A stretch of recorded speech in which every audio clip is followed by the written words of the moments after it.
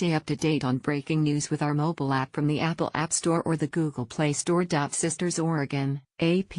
Evacuation orders were issued for about 600 residents in a prime eclipse viewing location in Oregon threatened by a wildfire that has closed access to part of a wilderness area. Fire officials said Saturday another 1,000 residents near the tourist town of Sisters had been told to be ready to leave if necessary. No structures have been lost and no injuries have been reported since the fire began last week in central Oregon.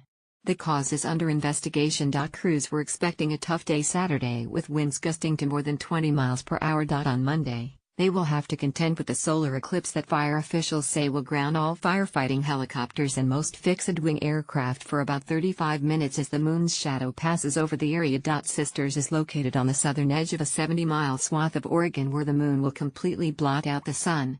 Shopkeepers were hoping the fire would not inhibit business as tourists arrived to watch the eclipse. If you look up at the sky, it's not an orange cloud anymore, said Andrew Burgery, co-owner of Sisters Bakery.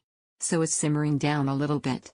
Some campsites and recreational areas were shut down due to the 12 square miles wildfire in Deschutes National Forest that jumped fire lines Friday. Officials say the blaze is producing heavy smoke while burning in forests at higher elevations and sagebrush in lower areas.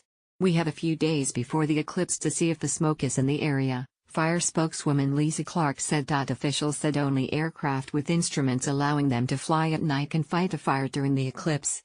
Clark said that eliminates the bulk of firefighting fleet, though large air tankers will be able to fly. Clark said firefighters are benefiting from the previous removal of brush and debris that could have fueled flames. In Montana, 155 National Guard troops arrived to monitor about 36 security checkpoints in an area south of Missoula that was evacuated due to a fire that flared up after burning since at least July 15. The fire destroyed 2 homes and several outbuildings Thursday.